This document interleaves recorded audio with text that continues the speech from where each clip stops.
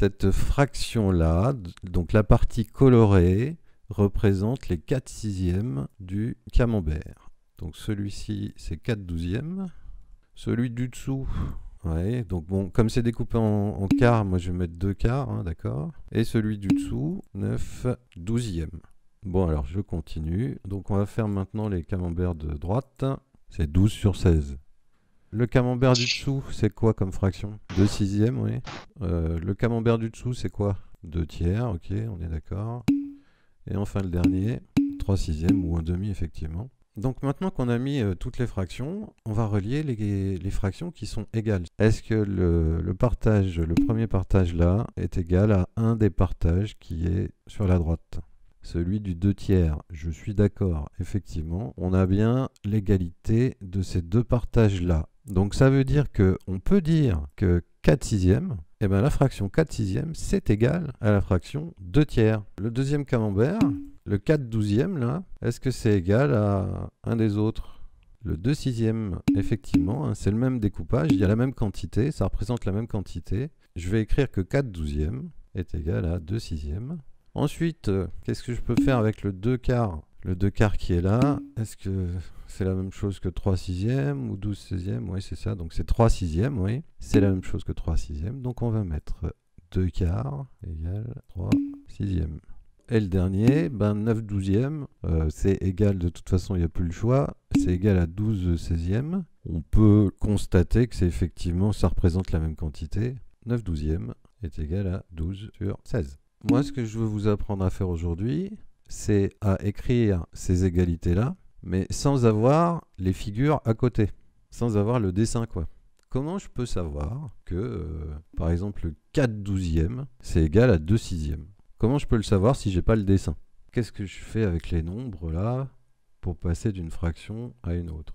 Le 4 sixièmes, vous voyez que si je prends la moitié de 4, je divise 4 par 2, j'obtiens 2. Mais si je prends la moitié de 4, il faut aussi que je prenne la moitié de 6, et j'obtiens 3. En fait, si je fais la même opération en haut et en bas, au numérateur et au dénominateur, j'obtiens une fraction qui est égale. Ce qu'il faut avoir compris, en fait, c'est je prends une fraction, n'importe laquelle, donc 16 sur 12, 16 douzièmes. Si je veux trouver une autre fraction qui est égale à 16 douzièmes, eh bien, il faut que je fasse la même opération en haut et en bas. C'est-à-dire, mon 16 là par exemple, je vais le diviser par 4, par exemple, hein, et le 12, je le divise aussi par 4. Donc si je fais ça, vous voyez que j'utilise le même nombre en haut et en bas. Je divise par le même nombre en haut et en bas. Ben, si je fais ça, donc 16 divisé par 4, ça fait 4, et 12 divisé par 4, ça fait 3. Et bien si je fais ça, j'obtiens une fraction qui est égale à celle que j'avais au départ. Le 16 douzième est égal au 4 tiers. Mais pour faire ça, il faut que je fasse la même opération en haut et en bas. Et ça marche avec les divisions et les multiplications.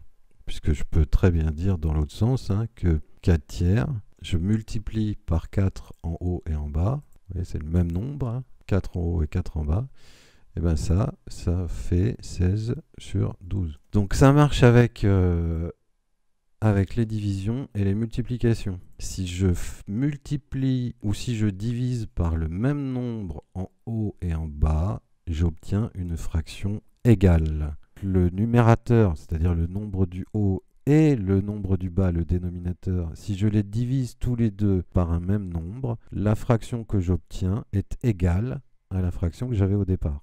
Et ça marche aussi pour la multiplication. Si je multiplie par le même nombre en haut et en bas, au numérateur et au dénominateur, j'obtiens une fraction qui est égale à celle que j'avais au départ. Donc si je prends autre chose, 2 tiers, et bien cette fraction 14 sur 21 est égale à la fraction que j'avais au départ, c'est-à-dire à 2 tiers. Et ça, je suis sûr que ces deux fractions sont égales parce que j'ai multiplié par le même nombre en haut et en bas. Donc ce que je vous explique, c'est que si on prend une fraction, 7 cinquièmes, pour obtenir une fraction égale à 7 cinquièmes, je dois multiplier le numérateur, le 7, et le dénominateur, le 5, par le même nombre. Donc là, j'ai choisi 3, j'aurais pu choisir n'importe quel autre nombre. Il faudra copier ça, oui, mais pas maintenant. Donc là, j'ai choisi le 3, j'aurais pu choisir n'importe quel autre nombre. Hein. J'aurais obtenu une fraction égale à 7 cinquièmes. Donc là, 21 quinzièmes, c'est égal à 7 cinquièmes. Et ça marche avec la division. Donc si vous prenez 28 douzièmes, vous avez le droit, alors 28 et 12 sont tous les deux divisibles par 4. Si je divise par 4, 28 divisé par 4, ça fait 7. Et 12 divisé par 4, ça fait 3. Donc ça veut dire que comme j'ai divisé par le même nombre au numérateur et au dénominateur, la fraction 7 tiers est égale à la fraction 28 douzièmes. Donc ça, c'est la leçon qu'il faudra copier. Pour l'instant, vous ne copiez pas, non. Alors, à quoi ça sert de savoir ça? Qu'est-ce qu'on appelle simplifier une fraction? Eh bien, c'est trouver une fraction égale à la fraction qu'on a au départ, mais avec des nombres qui sont plus petits. Et vous avez 3 exemples ici. Vous avez la fraction 12 huitièmes. 12 huitièmes. Alors 12 et 8 sont tous les deux dans la table de 2. Ça veut dire que je peux les diviser par 2. Alors j'aurais pu aussi les diviser par 4, hein, puisqu'ils sont 12 et 8 sont dans la table de 4. Mais là, moi, j'ai choisi, dans le premier exemple, de les diviser par 2. Alors 12 divisé par 2, ça fait 6. Et 8 divisé par 2, ça fait 4. J'obtiens donc une fraction qui est 6 quarts, et bien qui est égale à 12 huitièmes. Et vous voyez que les nombres que j'obtiens, le 6 et le 4, là, sont plus petits que les nombres de départ, c'est-à-dire le 12 et le 8. Et bien, quand j'obtiens une fraction égale avec des nombres plus petits, on appelle ça simplifier la fraction.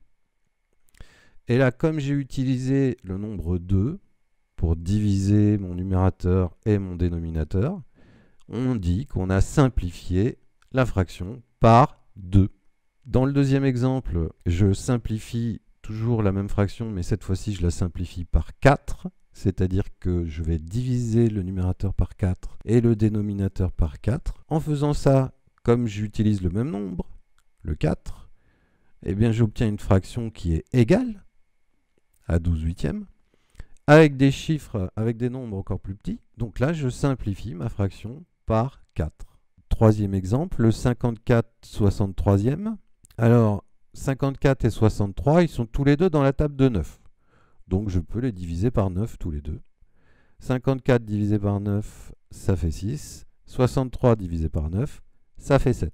Donc le 6 septième que j'obtiens là, c'est une fraction qui est égale à 54 sur 63. Et comme j'ai divisé le numérateur et le dénominateur par 9, on dit qu'on a simplifié 54 sur 63 par 9. Si j'ai une fraction 6 sur 10. Je veux simplifier cette fraction. Dites-moi, qu'est-ce que ça peut me donner? Le 6 et le 10, ils sont tous les deux dans la table de 2. C'est des nombres pairs. Ils sont divisibles par 2. Donc je peux simplifier cette fraction par 2, c'est-à-dire que je peux dire que c'est égal à 6 divisé par 2 sur 10 divisé par 2. Ça me donne 6 divisé par 2, ça fait 3, et 10 divisé par 2, ça fait 5. Donc ma fraction 6 dixièmes est égale à 3 cinquièmes. Et comme les nombres que j'obtiens, le 3 et le 5, sont plus petits que 6 et 10, on dit qu'on a simplifié la fraction. Et là, je l'ai simplifié par 2, puisque j'ai divisé par 2 en haut et en bas. Si je prends 9 sur 12, je veux simplifier cette fraction-là. Dites-moi par quoi je peux la simplifier. Il faut que je regarde si 9 et 12 sont dans la même table. Hein. C'est ça qu'il faut que je regarde. Est-ce qu'ils sont dans la même table? 9 et 12. Ils sont dans la table de 3, voilà. Donc ça veut dire que je peux diviser par 3. Donc je vais avoir 9 divisé par 3 en haut, d'accord? Et en bas, j'aurai 12 divisé par 3. Donc 9 divisé par 3, ça fait 3. Et 12 divisé par 3, ça fait 4. Donc ma fraction 9 douzièmes, je peux la simplifier par 3, c'est-à-dire diviser le numérateur et le dénominateur par 3. Et j'obtiens une fraction égale qui a des nombres plus petits et qui est 3 quarts. 10 sur 25. Donc là, on se pose la question, toujours la même question. D'abord, hein, on regarde, vous voyez la table du 5 exactement. Ils sont tous les deux dans la table du 5. Donc ça veut dire que je vais pouvoir simplifier cette fraction par 5. Le numérateur, si je le divise par 5, ça fait combien? 10 divisé par 5, ça fait combien? Ça fait 2. Et en bas, 25 divisé par 5, ça fait 5. Donc si je simplifie ma fraction là par 5, 10 25e, si je la simplifie par 5, ça me donne 2 cinquièmes. Parmi toutes les fractions qui sont listées ici, là, dites-moi celles qui sont égales à 2 tiers. Alors, est-ce que 15 18e, c'est égal à 2 tiers? Si je fais 15 divisé par quelque chose et 18 divisé par la même chose, je ne trouverai jamais 2 tiers. Est-ce que 6 neuvièmes est égal à 2 tiers?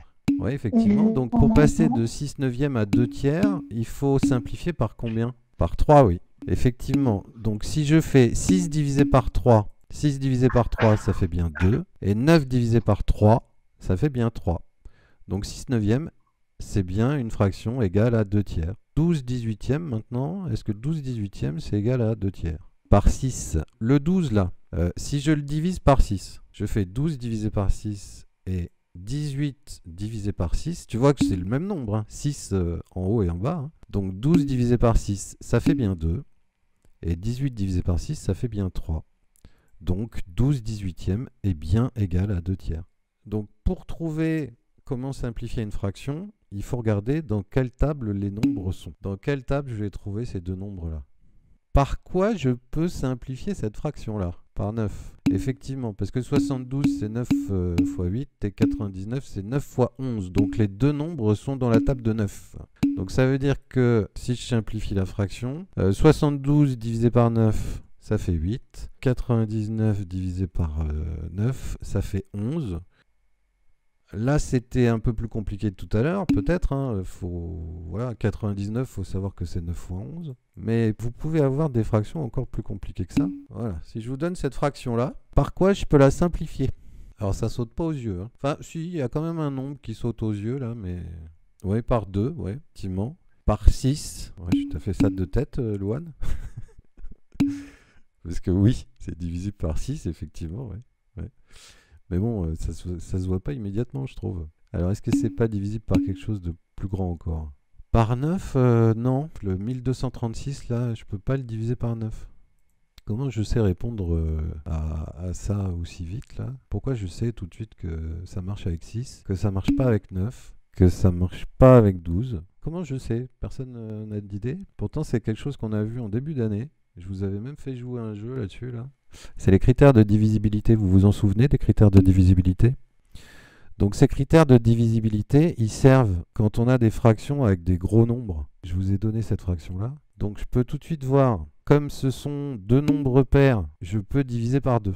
Le 1236, c'est un nombre pair, donc je peux diviser par 2. Le 4122, c'est aussi un nombre pair, donc je peux le diviser par 2. Donc je peux simplifier cette fraction par 2. Est-ce que je peux la simplifier par 3? Ben, j'utilise le critère de divisibilité par 3. Le critère de divisibilité par 3, j'additionne tous les chiffres. Donc 1 plus 2, ça fait 3. Plus 3, ça fait 6. Plus 6, ça fait 12. Donc 12 est dans la table de 3. Ça veut dire que 1236, il est bien divisible par 3. Le 4122, si j'additionne tout, donc 4 plus 1, ça fait 5. 6, 7, 8, 9. Eh ben, il est dans la table de 3, donc ça veut dire que 4122 est divisible par 3. Donc là, cette fraction-là, je peux la diviser par 3, la simplifier par 3, pardon. Bon, etc., etc. Et donc, si j'essaye par 9, ça ne marche pas. Donc il faut connaître, il faut se souvenir des critères de divisibilité parce que ça sert dans certains exercices où il y a des gros nombres et où c'est pas évident tout de suite de savoir par quoi je peux simplifier.